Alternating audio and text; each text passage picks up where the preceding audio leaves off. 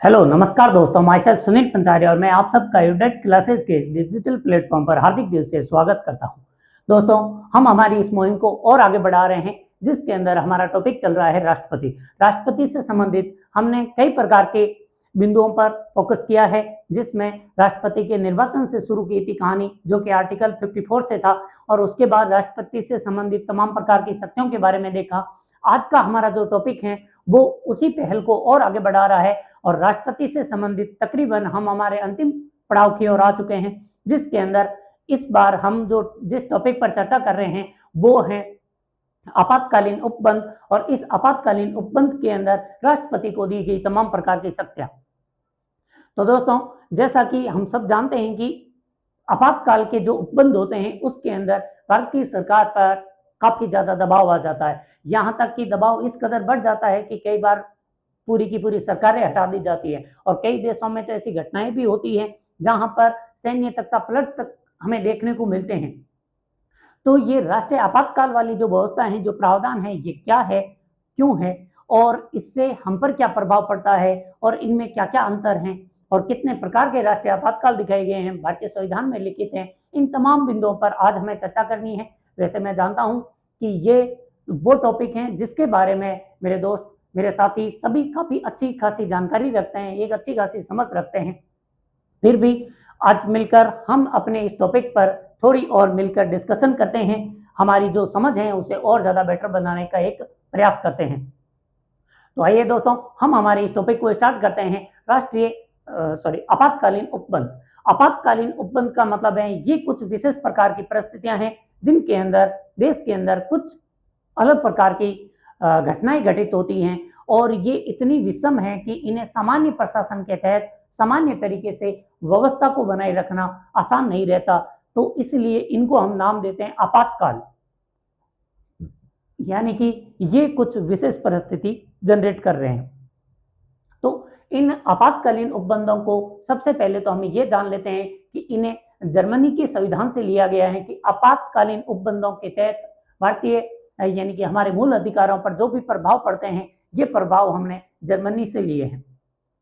और आगे देखते हैं, ये जो आपातकालीन उपबंध है वो भारतीय संविधान के किस पार्ट में और किस अनुच्छेद में वर्णित है, तो वो लिखा हुआ है, ये भारतीय संविधान के भाग नंबर 18 और 18 के अनुच्छेद हैं, उसके अंदर अनुच्छेद 352 से लेकर 360 तक इन अनुच्छेदों के अंदर वर्णित है कि भारत यानी आपातकालीन उपबंध कौन कौन से हैं। तो अब पहले यही देख लेते हैं कि ये जो आपातकालीन उपबंध है वो कितने प्रकार के होते हैं।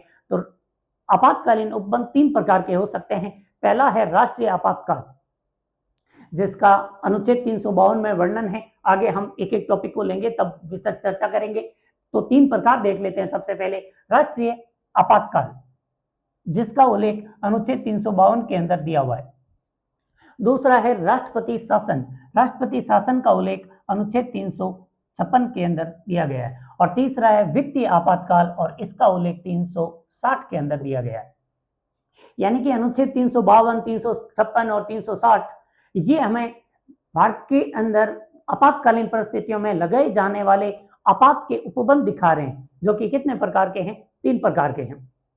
तो अब पहले तो ये जान लेते हैं कि ये राष्ट्रीय आपात जो उपबंध है, ये भारतीय संविधान का जो एकात्मकता की और झुकाव वाला पड़ाव है उसमें सबसे बड़ा भागीदार है। यानी कि ये दिखाता है कि भारतीय संविधान एकात्मकता की और संघात्मक की बजाय एकात्मकता की और ज्यादा झुकाव रखता है। तो ये इसका स्पष्ट प्रमाण है आपातकालीन उपबंध। तो अब हमारे लिए जानने में ये काफी रुचिकर हो सकता है कि भारतीय संविधान के अंदर ये आपातकालीन उपबंध जैसे प्रावधान क्यों किए गए थे। तो इसके पीछे जो कारण है वो ये बताए जाते हैं कि सबसे पहले बात कि भारत जो है वो अपने आप में क्षेत्रफल की दृष्टि से तो काफी बड़ा है, लेकिन ये जनसंख्या की दृष्टि से भी काफी ज्यादा विविधतापूर्ण है। हम यहाँ जानते हैं कि हमारे यहाँ कितने प्रकार की बोलियां बोली जाती हैं, कितने प्रकार की जातियां हैं, कितने तो धर्म है जिनका हमारे यहाँ स्वतंत्रता पूर्वक पालन किया जाता है। इन तमाम विविधताओं को देखते हुए भारत को एकीकृत रखना काफी ज्यादा चैलेंजिंग हो सकता है। और जबकि ऐसी परिस्थितियां जब हम आजाद ही धर्म के नाम पर विभाजित होकर हुए थे, तो फिर इस बात का डर संविधान निर्माताओं को भी था कि भारत के अंदर कभी भी ऐसी परिस्थिति उत्पन्न हो सकती है जिसमें देश की एकता, अखंडता और संप्रभुता के लिए चुनौतियां उत्पन्न हो सकती है। इन चुनौतियों का निपटान करने के लिए भारतीय संविधान के अंदर ये आपातकालीन उपबंध जैसे प्रावधान जोड़े गए थे। हालांकि ये एक नकारात्मक चीज भी है, इसके जो प्रभाव पड़ते हैं सभी लोगों पर वो काफी ज्यादा भयानक हो सकते हैं। तो इन चीजों को देखते हुए ये है तो नकारात्मक, लेकिन देश की एकता, अखंडता और संप्रभुता को बचाने के लिए ये प्रावधान संविधान के अंदर ऐड किए गए।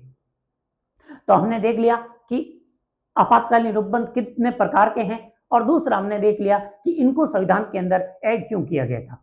तो इनको जानने के बाद अब हम देखते हैं कि ये जो 3 प्रकार के आपातकालीन उपबंध हैं ये कैसे हैं, इनमें क्या तीनों में अंतर है, इनका हम पर प्रभाव क्या पड़ता है, और इनसे रिलेटेड जो संवैधानिक प्रावधान है वो कौन कौन से हैं। क्योंकि ये वो टॉपिक हैं जो अगर किसी भी एग्जाम के अंदर सिलेबस में डाल रखा है तो वो डेफिनेटली क्वेश्चन बनाने लायक बन जाते हैं। और ये जो 3 प्रकार के हैं इनसे संबंधित भारतीय संविधान के जो संवैधानिक प्रावधान है उनमें भी काफी कहीं पर माइनर सा फर्क डाल रखा है, तो कहीं पर मेजर फर्क भी नजर आते हैं।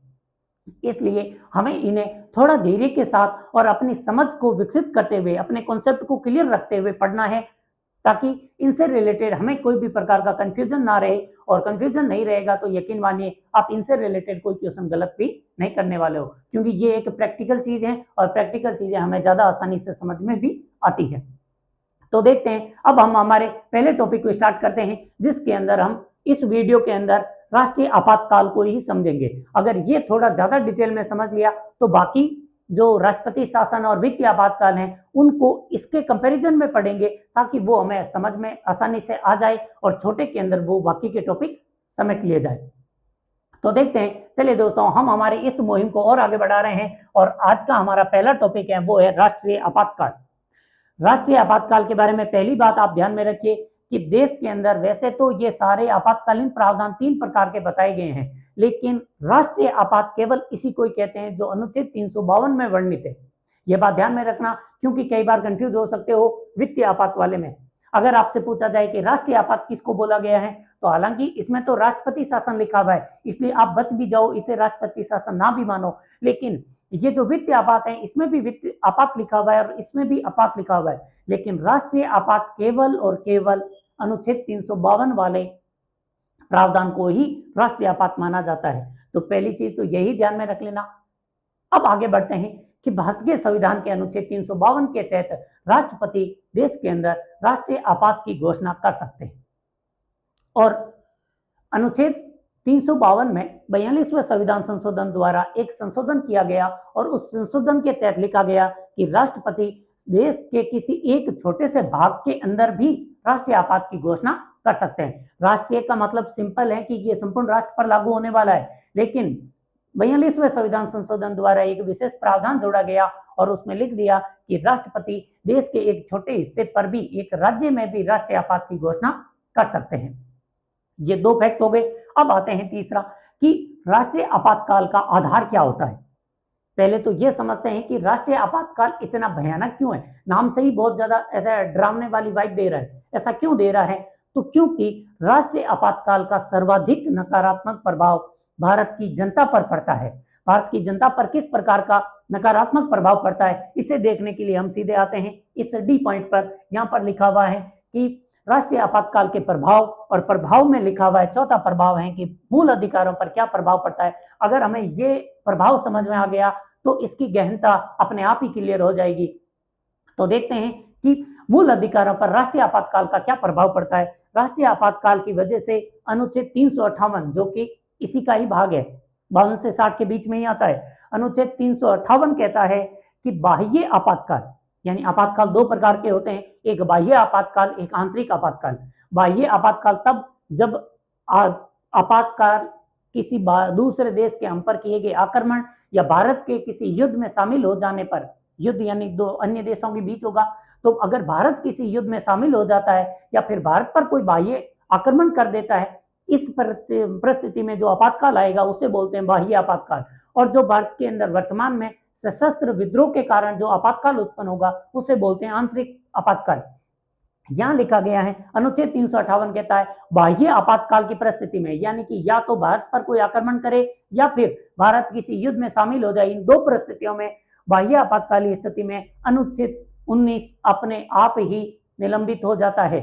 यानी कि जैसे ही राष्ट्रीय आपातकाल की घोषणा हुई बाह्य कारण से, तो फिर हमारा जो अनुच्छेद 19 है जो हमें मूल अधिकार देता है वाक एवं अभिव्यक्ति की स्वतंत्रता, जिसके अंदर हमने ये भी देखा था कि हम किसी भी प्रकार से अपने आप को अभिव्यक्त कर सकते थे, चुप रह सकते थे, विज्ञापन दे सकते थे, हम प्रेस में कुछ भी छाप सकते थे और अपने फोन टैपिंग को रोक सकते थे। इन तमाम प्रकार के वाक एवं अभिव्यक्ति, उसके बाद देश में कहीं भी आबाद विचरण करना, देश में कहीं पर भी व्यवसाय करना, देश के अंदर अपने लोगों के साथ मिलना और सहकारी समितियां बनाना, इन तमाम प्रकार के अधिकार अपने आप ही निलंबित हो जाते हैं।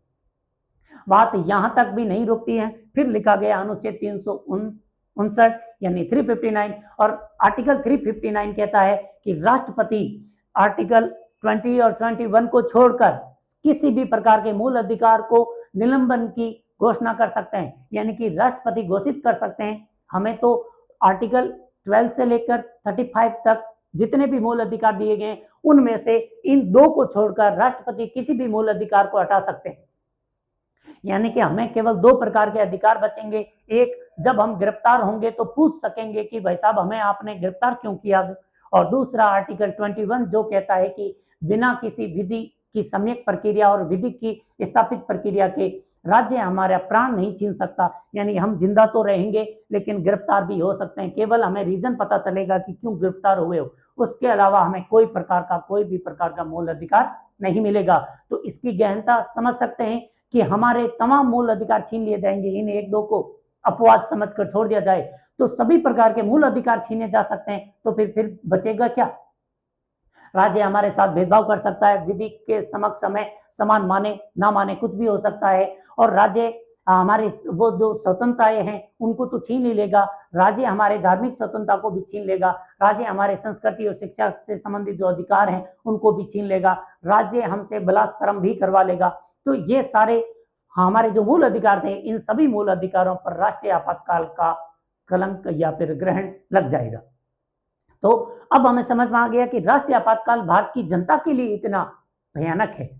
अब देखते हैं कि राष्ट्रीय आपातकाल अगर जनता पर इतना प्रभाव पड़ता है तो फिर राष्ट्रीय आपातकाल के जो बंद किए गए हैं अब आपको बहुत आसानी से समझ में आ जाएगा, और इसका और राष्ट्रपति शासन में जो फर्क है वो भी समझ में आ जाएगा।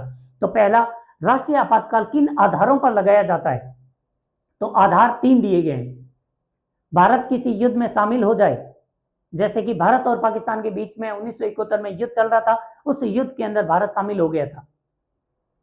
और दूसरा, बाहर से कोई देश हम पर आक्रमण कर दे, जैसे कि 1962 के अंदर चीन ने हम भारत के नेपाल वाले क्षेत्र के अंदर यानी कि वर्तमान के अरुणाचल प्रदेश वाले इलाके पर आक्रमण कर दिया था। तो उस वजह से भी 1962 में भारत के अंदर पहला राष्ट्रीय आपातकाल लगाया गया था। और दूसरा 1971 में लगता है जब भारत युद्ध के अंदर शामिल हो गया था, वैसे इसे बाह्य आक्रमण का युद्ध भी कहते हैं, क्योंकि भारत शामिल हुआ था, मार्च के अंदर घोषणा हो रही थी कि भारत 1971 के मार्च में शामिल होने वाला था, लेकिन दिसंबर के अंदर पाकिस्तान ने हम पर आक्रमण करके इस राष्ट्रीय आपातकाल को फिर से बाह्य आक्रमण में शामिल करवा दिया। तो पहला, युद्ध के अंदर बाह्य आक्रमण हो, दूसरा भारत किसी युद्ध में शामिल हो जाए, और तीसरा पहले लिखा हुआ था आंतरिक गड़बड़ी, यानी कि इस आंतरिक गड़बड़ी को कहीं पर भी डिफाइन नहीं किया गया था, और वहां पर लिखा हुआ था आंतरिक गड़बड़ी होने पर भी राष्ट्रीय आपातकाल लगाया जा सकता है। लेकिन जब हमारे देश का तीसरा राष्ट्रीय आपातकाल लगाया गया था 1975 के अंदर, तो उस समय इस आंतरिक गड़बड़ी शब्द का प्रयोग किया गया था कि देश में आंतरिक गड़बड़ियां चल रही है, इसलिए हम राष्ट्रीय आपातकाल की घोषणा करते हैं।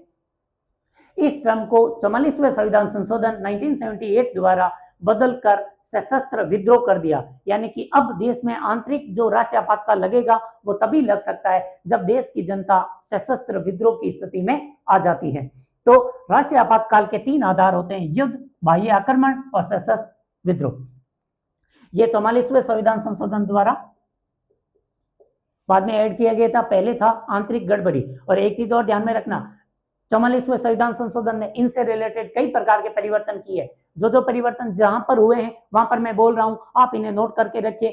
क्वेश्चन ये भी बन सकता है कि 44वें संविधान संशोधन ने राष्ट्रीय आपातकाल में किस प्रकार के परिवर्तन या संशोधन किए थे। तो ध्यान में रखना, यहां पर हमने देख लिया कि पहला परिवर्तन यहीं पर हो गया था, सशस्त्र विद्रोह का। अब देखते हैं इसकी घोषणा कौन करेगा। राष्ट्रीय आपातकाल की घोषणा राष्ट्रपति करते हैं और कैबिनेट, यहां पर मंत्रिमंडल की, मंत्रिपरिषद की बात नहीं हो रही है। मंत्रिपरिषद का मतलब होता है कि काउंसिल ऑफ मिनिस्टर, कौन की यहां पर सलाह नहीं ली जाएगी, कैबिनेट। और कैबिनेट भारत के संविधान के केवल अनुच्छेद 352 में ही डिफाइन है और कहीं पर भी कैबिनेट शब्द का उल्लेख नहीं है। कई बार पेपर में यह तक पूछा गया था कि कैबिनेट शब्द भारत के संविधान के किस अनुच्छेद में परिभाषित किया गया है, तो कैबिनेट शब्द केवल अनुच्छेद 352 के अंदर ही डिफाइन है कि कैबिनेट क्या होती है। और कैबिनेट का मतलब होता है कि वो प्रमुख मंत्री जो कि प्रधानमंत्री के साथ हमेशा ही जुड़े रहते हैं और जब भी कोई विशेष प्रकार का निर्णय लेना होता है तो कैबिनेट की मीटिंग बुलाई जाती है।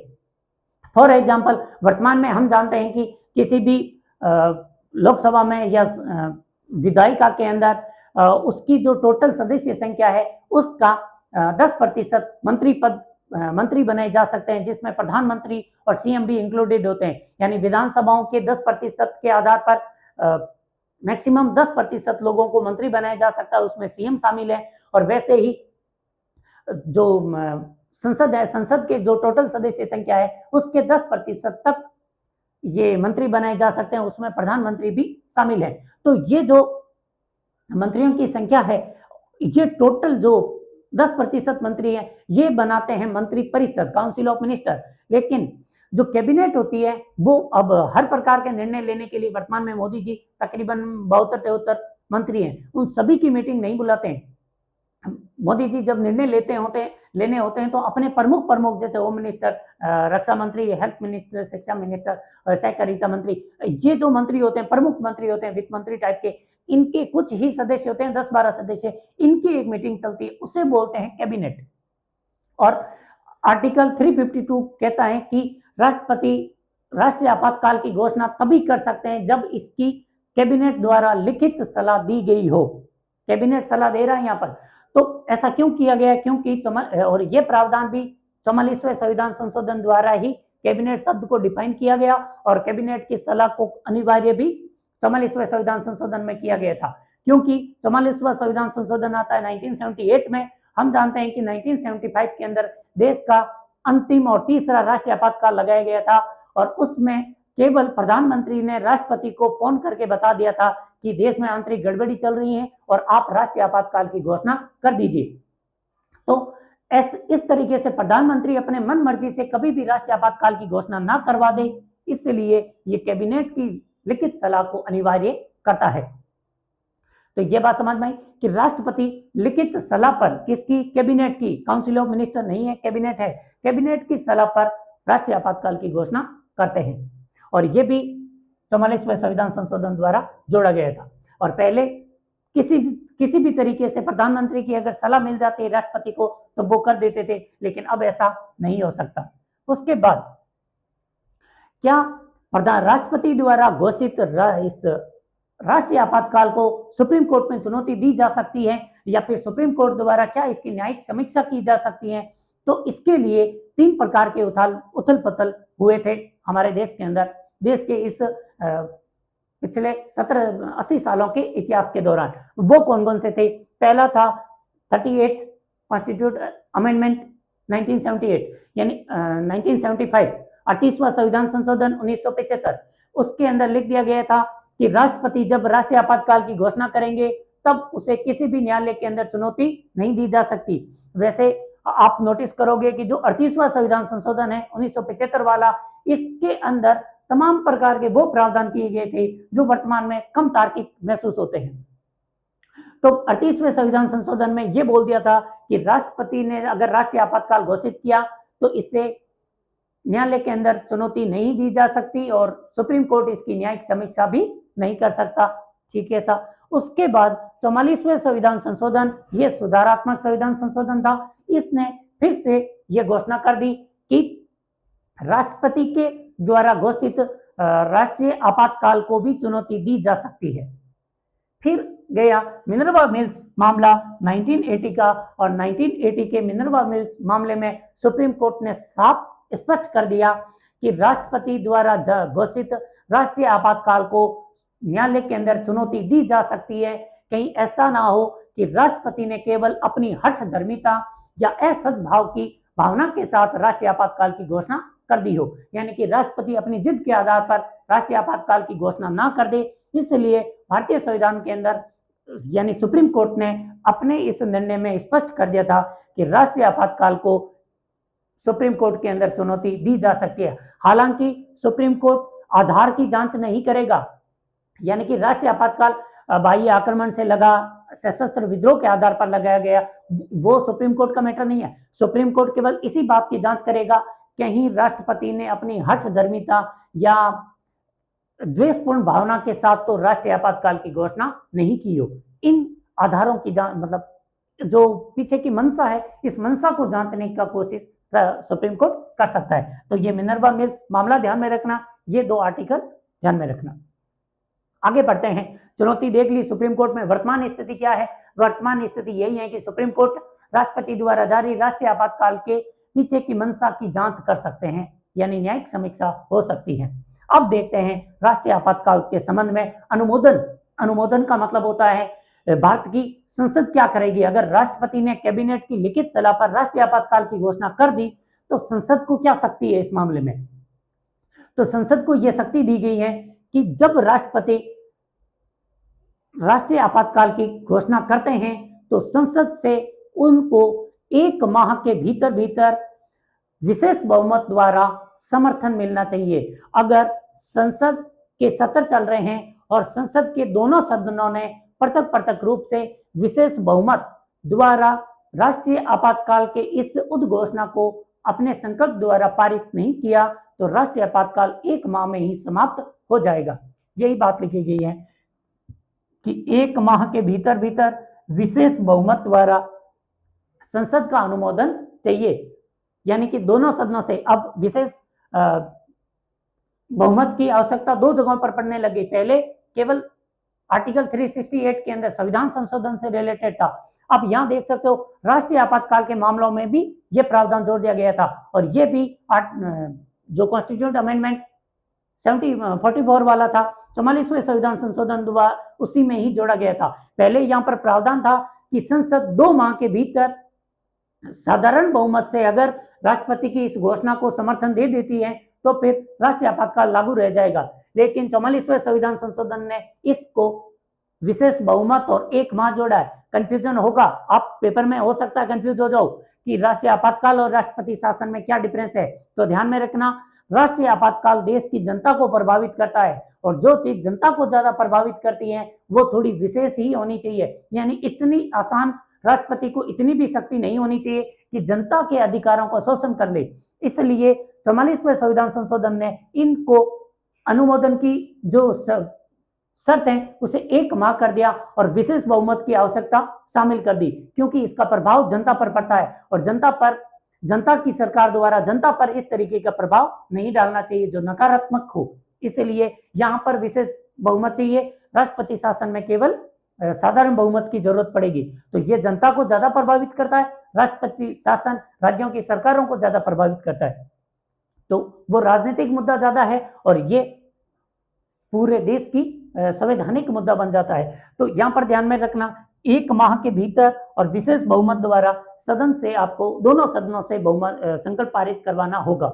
अब मान लो बाई चांस ऐसी परिस्थिति आ जाए कि लोकसभा या कोई भी सदन अगर सत्र में नहीं है, दोनों सदन सत्र में नहीं है, तो जब दोनों सदनों का सत्र लागू होगा तो उस समय दोनों सदनों को विशेष सत्र आहूत कीजिए और विशेष सत्र के दौरान इनका राष्ट्रीय इस घोषणा है संकल्प को विशेष बहुमत द्वारा पारित करवाइए। मान लीजिए कि लोकसभा उस समय भंग हो तो क्या राष्ट्रपति शासन नहीं लगेगा? राष्ट्रपति शासन तो तब भी लग सकता है। जब ऐसी परिस्थिति में राष्ट्रपति शासन लगता है तब पहले राज्यसभा से विशेष बहुमत द्वारा संकल्प को पारित करवा के रखिए और जैसे ही लोकसभा पुनर्गठित होने के जस्ट 30 दिन के अंदर अंदर आप इसको लोकसभा से विशेष बहुमत द्वारा पारित करवा दीजिए। तो यहाँ कुछ अलग हो रहा है। अगर लोकसभा भंग हुई तो राज्यसभा का पहले से आपके पास समर्थन होना चाहिए और उसके बाद पुनर्गठन के जस्ट 30 दिन के अंदर अंदर आपको समर्थन लेना होगा। दो फर्क आ रहा है, यहाँ पर 30 दिन ही लिखा हुआ है, संविधान के अंदर 30 दिन लिखा हुआ है और ऊपर 1 माह लिखा है। कई बार और ज्यादा क्वेश्चन को जब बिगाड़ना होता है तब इन चीजों के अंदर पहुंच जाती है संस्था ने। पहले 1 माह लिखा हुआ है, वहां आपको कंफ्यूज करने के लिए लिख सकता है 30 दिन और आप भावनाओं में बह सकते हो, क्योंकि आपको पता हो अधिकांश महीनों के अंदर दिन कितने होते हैं, 30 ही होते हैं। तो फिर आप इन 30 दिनों की चपेट में ना आ जाओ, तो इसलिए बोल रहा हूं पहले में 1 माह लिखा हुआ है। अगर फरवरी का महीना है तो 28 दिन के अंदर अंदर ही वो होना चाहिए, और अगर मार्च का महीना है तो 21 दिन तक भी चलेगा। लेकिन लोकसभा के पुनर्गठन के बाद आपको केवल और केवल 30 दिन मिलेंगे। अगर फरवरी के महीना चल रहा है तो फिर आपको 2 मार्च तक का दिन मिलेगा। ये मतलब होता है दोनों का 30 दिन और 1 माह में फर्क है। तो समझ में आया। अनुमोदन वापस इन शॉर्ट करते हैं, लोकसभा और राज्यसभा से विशेष बहुमत द्वारा 1 माह के अंदर इस संकल्प को समर्थन मिलना चाहिए। अगर संकल्प को समर्थन देने से पहले ही लोकसभा भंग हो जाती है तो राज्यसभा से तो पहले ही अनुमोदन दिला दो। उसके बाद जिस दिन आपकी लोकसभा पुनर्गठित हो, लोकसभा के पुनर्गठन से 30 दिन के अंदर अंदर आप इस आपातकाल को समर्थन दिला दीजिए, अदरवाइज ये राष्ट्रीय आपातकाल समाप्त हो जाएगा। ये तो था लोकसभा से या फिर संसद से समर्थन के लिए, और ये दोनों प्रावधान 44वें संविधान संशोधन द्वारा जोड़े गए हैं। और इससे पहले क्या प्रावधान थे, इससे पहले यहाँ पर 2 महीने थे और यहाँ पर साधारण बहुमत था। अब आते हैं अवधि। अगर एक बार राष्ट्रीय आपातकाल लग गया तो क्या होगा, उसे कितने टाइम तक और आगे खींचा जा सकता है और कितने टाइम तक नहीं, तो इसके बारे में ध्यान रखना। राष्ट्रीय आपातकाल क्योंकि विशेष प्रकार की परिस्थिति पर है, इसलिए राष्ट्रीय आपातकाल के लिए राष्ट्रपति शासन की तरह एक लिमिट नहीं लगाई गई है। यानी कि पहले तो यही प्रावधान था कि राष्ट्रपति शासन लगने के बाद मंत्रिपरिषद जब तक चाहे तब तक के लिए राष्ट्रीय आपातकाल चलता रहेगा, कोई उस पर लिमिट नहीं थी। लेकिन 44वें संविधान संशोधन ने एक स्पष्ट कर दिया कि राष्ट्रपति शासन एक बार में दोनों सदनों से समर्थन मिलने के बाद एक बार में 6 माह तक के लिए लगेगा। अगर आपकी वो परिस्थितियां अभी भी वैसी ही बनी हुई है तो वो 6 माह अगली बार एक बार और समर्थन दिला दीजिए और अगले 6 माह तक और बढ़ा दीजिए, और ऐसे ऐसे करते करते आप अनिश्चित काल तक देश के अंदर राष्ट्रीय आपातकाल लगा सकते हो। यानी कि एक बार में तो 6 माह के लिए लगेगा, उसके बाद ऐसे ऐसे करते जाइए, अनंत काल तक आप राष्ट्रीय आपातकाल की परिस्थितियां जनरेट करके रख सकते हो। ये थोड़ी सी अजीब बात है लेकिन ये सच है, क्योंकि राष्ट्रीय आपातकाल हर बार आप अपनी तरफ से नहीं लगाते हो। अगर किसी बाह्य देश ने आप पर आक्रमण कर रखा है तो आपके हाथ में नहीं है कि उस युद्ध को 6 माह के अंदर अंदर समाप्त करवा लो। हो सकता है युद्ध काफी लंबे समय तक चले, तो ऐसी परिस्थिति में राष्ट्रीय आपातकाल को भी उतना ही चलाना होगा। इसलिए संविधान में कोई भी प्रकार की राष्ट्रीय आपात पर लिमिट नहीं लगाई। यानी कि राष्ट्रीय आपातकाल एक बार में 6 माह तक लगेगा, उसके बाद फिर आप 6 माह तक लगा सकते हो, फिर आप 6 माह तक लगा सकते हो, और ऐसे ऐसे करते करते जहां तक आपकी परिस्थितियां सामान्य ना हो जाए तब तक आप राष्ट्रीय आपातकाल लगा सकते हो।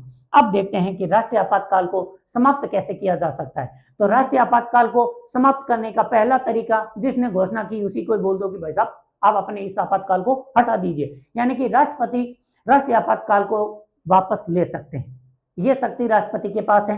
अब दूसरा तरीका, अगर राष्ट्रपति नहीं ले रहे हैं तो क्या दूसरा कोई प्रावधान है, तो राष्ट्रपति जो राष्ट्रीय आपातकाल है वो तब भी समाप्त हो जाएगा जब दोनों सदनों ने उनको विशेष बहुमत से पारित नहीं किया हो। और यानी कि वो 1 माह वाली अवधि है, 1 माह में सत्र चल रहा था, फिर भी ना लोकसभा से पारित हुए ना राज्यसभा से पारित हुए, तब भी राष्ट्रीय आपातकाल हट सकता है। लेकिन 44वें संविधान संशोधन ने लोकसभा को एक विशेष प्रकार की शक्ति और प्रदान की है। वो क्या है वो देखते हैं। 44वां संविधान संशोधन कहता है कि यदि लोकसभा के 10% सांसदों को लगता है कि परिस्थितियां सामान्य हो गई हैं, अब राष्ट्रीय आपातकाल को लगाने की कोई जरूरत नहीं है, तो ऐसी परिस्थिति में लोकसभा के 10% सांसद, अगर सत्र चल रहा है, तब एक संकल्प लोकसभा के अध्यक्ष को, यानी पीठासीन अधिकारी अध्यक्ष होते हैं, लोकसभा के अध्यक्ष को संकल्प दे सकते हैं कि आप एक विशेष बैठक आयोजित कीजिए, यानी सत्र बुलाइए, बैठक आयोजित कीजिए और उस बैठक के अंदर इस संकल्प को पारित करवाते हैं। और अगर सत्र नहीं चल रहा है तो वही 10% सांसद जाकर राष्ट्रपति को बोल सकते हैं कि हे राष्ट्रपति महोदय, हमारे देश के अंदर राष्ट्रीय आपातकाल की जो परिस्थितियां थी सामान्य हो चुकी हैं, अब आप सदन का एक सत्र आहूत कीजिए, विशेष सत्र आहूत कीजिए और हम इस राष्ट्रपति शासन को वापस लेना चाहते हैं। तो इन दोनों परिस्थितियों के अंदर 14 दिन के भीतर राष्ट्रपति एक नए सत्र को आहूत करेंगे और इस सत्र पर अगर लोकसभा ने साधारण बहुमत से संकल्प को पारित कर दिया तो फिर राष्ट्रीय आपातकाल समाप्त हो जाएगा। ये वाला जो प्रावधान मैंने बताया है ये बहुत ज्यादा स्पेशल है और सबसे ज्यादा स्पेशल चीज ये है कि ये शक्ति केवल और केवल लोकसभा को दी गई है। मैं समझ सकता हूं कि आप लोगों के दिमाग में आ गया होगा कि ये लोकसभा को ही विशेष शक्ति क्यों दी गई है, क्योंकि लोकसभा जनता की सभा है, लोगों की सभा है और लोगों पर ही जब राष्ट्रीय आपातकाल का असर हो रहा है तो लोगों की सभा ही इसका समाधान करेगी, क्योंकि हमारे प्रतिनिधि जो प्रत्यक्ष हैं वो लोकसभा के सांसद हैं, जो राज्यसभा के सांसद हैं वो राज्यों की विधानसभाओं के प्रत्यक्ष निर्वाचित सदस्य होते हैं, हमारे नहीं। इसलिए लोकसभा को ये विशेष शक्ति 44वां संविधान संशोधन देता है। शक्ति में जो लिखा गया वो भी वापस ध्यान से सुन लो। यहाँ पर लोकसभा केवल साधारण बहुमत से ही राष्ट्रीय आपातकाल को हटा सकती है। जब राष्ट्रीय आपातकाल लगाना हो तब विशेष बहुमत की जरूरत है। क्यों? क्योंकि राष्ट्रीय आपातकाल की वजह से हमारे मूल अधिकारों का हनन होने वाला है और जब हटाना हो तो इसका मतलब है हमारे मूल अधिकार हमें वापस मिलने वाले हैं, हम सामान्य होने वाले हैं, हम पर कोई नकारात्मक प्रभाव पड़ने वाला नहीं है। इसलिए साधारण बहुमत भी अपने आप में पर्याप्त होता है। इसलिए राष्ट्रपति जो राष्ट्रीय आपातकाल है इसको हटाने के तीन तरीके हैं। राष्ट्रपति स्वयं ले ले, लोकसभा और राज्यसभा से विशेष बहुमत से समर्थन नहीं मिलता है तब, और तीसरा जो कि सबसे ज्यादा स्पेशल है, लोकसभा को 44वां संविधान संशोधन विशेष शक्ति देता है कि लोकसभा के मात्र 10% सांसद अगर सत्र चल रहा है तो अध्यक्ष को, और सत्र नहीं चल रहा है तो राष्ट्रपति को अगर विशेष अनुमोदन करते हैं कि आप एक सत्र बुलाइए और हम एक संकल्प पारित करवाना चाहते हैं, तो फिर वो साधारण बहुमत से पारित लोकसभा से संकल्प राज्यसभा में भेजने की कोई जरूरत नहीं है। लोकसभा ने अगर साधारण बहुमत से पारित कर दिया तो राष्ट्रीय आपातकाल हट जाएगा। ये थे राष्ट्रीय आपातकाल से संबंधित कुछ विशेष प्रावधान जिनके बारे में मैंने चर्चा की है और मैंने कोशिश की कि इनके इन डेप्थ कितना जा सकता हूं, और जितने मैंने अभी तक के जितने PYQs देखे, MCQs देखे, उनमें जिन जिन पॉइंटों पर हाईलाइट करने की जरूरत थी मैंने वो भी कोशिश की। अब आई होप कि आपको ये वाले टॉपिक समझ में आए होंगे और इनसे रिलेटेड आपको अगर नोट्स में दिक्कत आ रही हो तो कोशिश कीजिए कि अपने हैंड रिटन नोट्स ही बनाइए, क्योंकि वो आपको समझ में अच्छे से आएंगे और इनको समझने में भी अच्छे लगेंगे। और बाकी चलिए अब हम हमारे इस टॉपिक को और आगे बढ़ाते हैं और अब देखते हैं कि चलो मान लेते हैं कि राष्ट्रीय आपातकाल लग गया, लगने के बाद 6 माह तक वो पड़ा भी रहा, उस दौरान सभी लोगों पर क्या क्या प्रकार के उसके प्रभाव हैं, क्योंकि ये इतनी नेगेटिव वाइब देता है राष्ट्रीय आपातकाल, तो फिर इसका प्रभाव भी कुछ तो नकारात्मक प्रभाव पड़ने ही वाला है। अब हम देखते हैं वो नकारात्मक प्रभाव क्या है। पहला देखते हैं कि कार्यपालिकाओं पर क्या प्रभाव पड़ता है। केंद्र की सरकार पर कोई प्रभाव नहीं पड़ेगा, एक बात तो आप अपनी क्लियर कर लीजिए। अब प्रभाव किस पर पड़ेगा? राज्यों पर और जनता पर। देखते हैं राज्यों पर क्या प्रभाव पड़ेगा और जनता पर क्या प्रभाव पड़ने वाला है। केंद्र सरकार पर केवल जब तक राष्ट्रीय आपातकाल की वजह से कोई प्रभाव नहीं पड़ेगा, लेकिन राष्ट्रीय आपातकाल के समाप्त होने पर अगर जनता का ज्यादा विरोध जाग गया तो वो सरकार को फेंक सकते हैं, वो प्रभाव जरूर रहेगा। बाकी उस समय केंद्र सरकार की कोई शक्तियों पर प्रभाव नहीं पड़ेगा। तो प्रभाव किस पर पड़ेगा? केवल राज्यों पर और जनता पर। देखते हैं राज्यों पर और जनता पर किस प्रकार के प्रभाव पड़ते हैं। सबसे पहला, राज्य की कार्यपालिकाओं पर क्या प्रभाव पड़ेगा। राज्य की कार्यपालिकाओं को केंद्र सरकार कोई भी प्रकार का निर्देश दे सकती है। कोई भी प्रकार का मतलब राज्य सूची के विषयों पर भी निर्देश दिए जा सकते हैं, समवर्ती सूची पर भी और केंद्रीय सूची पर भी।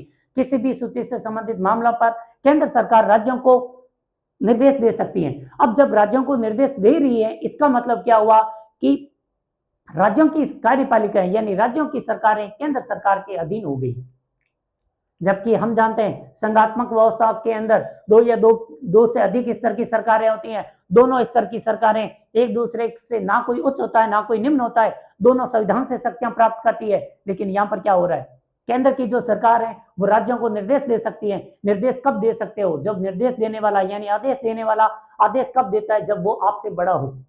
यहाँ भी तो यही हुआ कि केंद्र की सरकार ने राज्यों की सरकार को आदेश दिया है, निर्देश दिए हैं। आदेश और निर्देश दोनों दिए जा सकते हैं, तो इसका मतलब हुआ कि राज्य सरकारें केंद्र सरकार के अधीन हो जाती है।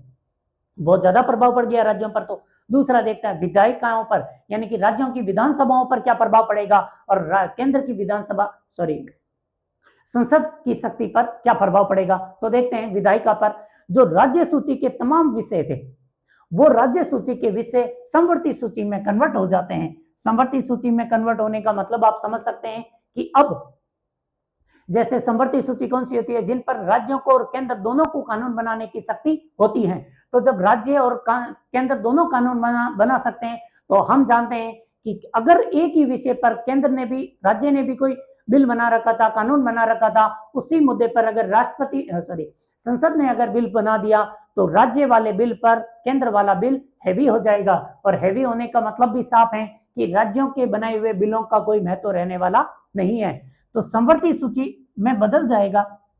या एक चीज और पहले मैं बोलना भूल गया था, अब बता रहा हूं कि राज्यों की विधानसभाओं को, राज्यों की सरकारों को बर्खास्त नहीं किया जाता है, केवल उनसे शक्तियां छीनी जाती है। राष्ट्रपति शासन में वो उल्टा चलता है, विधानसभाएं भंग हो जाती है, केंद्र सरकारें हटा दी जाती है, राज्य सरकारें। जबकि यहाँ पर राज्य सरकारों पर प्रभाव नहीं पड़ेगा, प्रभाव किस पर पड़ता है, निवासियों पर। यहां मैंने नागरिक नहीं लिखा है, निवासियों पर प्रभाव पड़ता है राष्ट्रपति शासन का। तो राज्यों की विधानसभाएं और सरकारें जिंदा रहेगी, लेकिन उनके तमाम विषय समवर्ती सूची में कन्वर्ट हो जाएंगे। जब भी संसद को लगेगा वो राज्य के किसी भी विषय पर अपना कानून थोप सकती है, तो यह प्रभाव पड़ेगा। उसके बाद और विधायिका पर, संसद और विधानसभाओं पर, यानी लोकसभा और राज्यों की विधानसभाओं पर क्या प्रभाव पड़ेगा, तो इनके कार्यकाल को 1 वर्ष तक एक बार में बढ़ाया जा सकता है। यानी कि एक संकल्प पारित करके ये कहा जा सकता है कि लोकसभा का कार्यकाल जो कि 5 वर्ष का था उसे 6 वर्ष किया जाता है, और विधानसभाओं का भी कार्यकाल जो कि 5 वर्ष हुआ करता था उसे 6 वर्ष तक 1 साल बढ़ाया जा सकता है। एक बार में एक बार बढ़ाया जाता है, और वैसे ही एक एक बार करते करते निश्चित काल तक इनके कार्यकाल को बढ़ाया जा सकता है। हमसे कंफ्यूज करने के लिए पूछा जाएगा, यहाँ हम जानते हैं कि बार बार 6-6 माह का टॉपिक आ रहा था कि राष्ट्रपति शासन को 6 माह तक एक बार में बढ़ाया जा सकता है। तो हम कंफ्यूज ना हो जाएं कि लोकसभा और विधानसभाओं का कार्यकाल एक बार में 6 माह नहीं 1 वर्ष तक के लिए बढ़ाया जाता है, और ऐसे एक एक वर्ष करते करते ये अनिश्चित काल तक भी बढ़ाया जा सकता है। तो ये लोकसभा और राज्यसभा के कार्यकाल की बात हुई। उसके बाद अगर राष्ट्रीय आपातकाल समाप्त हो जाता है तो फिर वो बढ़ाया हुआ कार्यकाल 6 माह के भीतर, यानी जैसे ही आज अगर उद्घोषणा हो जाती है कि राष्ट्रीय आपातकाल हटाया जाता है, तो आने वाले 6 माह के भीतर भीतर नए चुनाव करवाने पड़ेंगे, और ये इनका बढ़ाया हुआ कार्यकाल वहीं पर समाप्त हो जाएगा। तो यहाँ पर राज्य सूची समवर्ती में बदल रही है, लोकसभा और विधानसभाओं का कार्यकाल एक बार में 1 वर्ष तक बढ़ाया जाता है, वैसे वैसे अनंत काल तक बढ़ाया जा सकता है। जब आपातकाल समाप्त होगा तो 6 माह के भीतर भीतर नए चुनाव करवाने होंगे। ये प्रभाव पड़ेंगे। यहाँ पर एक चीज और क्लियर रखना कि जब राज्य सूची के विषय समवर्ती में बदल रहे हैं तो समवर्ती पर तो राष्ट्रपति को अध्यादेश की शक्ति भी होती है, यानी कि राष्ट्रपति अध्यादेश भी जारी कर सकते हैं राष्ट्रीय आपातकाल के दौरान राज्य सूची के विषयों पर। यह हो गया। उसके बाद वित्तीय आपातकाल, वित्त पर क्या प्रभाव पड़ेगा, यानी देश की अर्थव्यवस्था पर क्या प्रभाव पड़ेगा। देश की अर्थव्यवस्था पर तो बहुत ज्यादा ही नकारात्मक प्रभाव पड़ता है आपातकाल का, लेकिन राज्यों को जो वित्त दिया जाता है केंद्र द्वारा उसे रोका जा सकता है, उसे अपनी मन मर्जी में कन्वर्ट किया जा सकता है। जो वित्त आयोग सिफारिशें करता है उनको दरकिनार किया जा सकता है। ओवरऑल मतलब क्या है कि जो वित्त पर नियंत्रण होता है, वैसे तो भारतीय संविधान कई जगहों पर प्रावधान करेगा कि केंद्र राज्यों को मदद करेगा, जैसे कि आर्टिकल 275 है और आर्टिकल 283 है, 293 है, 292 है। ये जो आर्टिकल है ये बताते हैं कि केंद्र राज्यों को समर्थन देगा, वित्तीय मदद करेगा, और 282 वित्त आयोग है। तो फिर ये सभी प्रावधान हैं वो बताते हैं कि केंद्र राज्यों को वित्त देता है, लेकिन जब राष्ट्रीय आपातकाल लगता है तो इन तमाम प्रावधानों पर केंद्र का नियंत्रण हो जाता है और केंद्र का अगर मन करेगा तो वो वित्तीय मदद करेगा, अन्यथा मदद नहीं करेगा। ये प्रभाव पड़ता है वित्त पर। और मूल अधिकारों पर हम ऑलरेडी चर्चा कर चुके हैं कि मूल अधिकारों में आर्टिकल 258 है, वो कहता है कि अनुच्छेद 19 बाह्य आपातकाल की स्थिति में स्वतः ही निलंबित हो जाता है। अगर बाह्य आपातकाल नहीं हुआ, आंतरिक आपातकाल यानी सशस्त्र विद्रोह के कारण हुआ, फिर क्या आर्टिकल 19 निलंबित नहीं होगा? तो निलंबित तो होगा कब? जब अनुच्छेद 359 के तहत राष्ट्रपति अपनी जब घोषणा करके अनुच्छेदों को निलंबित करेंगे, मूल अधिकारों को निलंबित करेंगे, उनके तहत होगा। यहां पर भी ये बिटवीन द लाइन वाली बात है कि क्या राष्ट्रपति शासन आंतरिक सशस्त्र विद्रोह के कारण होता है तो क्या अनुच्छेद 19 निलंबित नहीं होता है?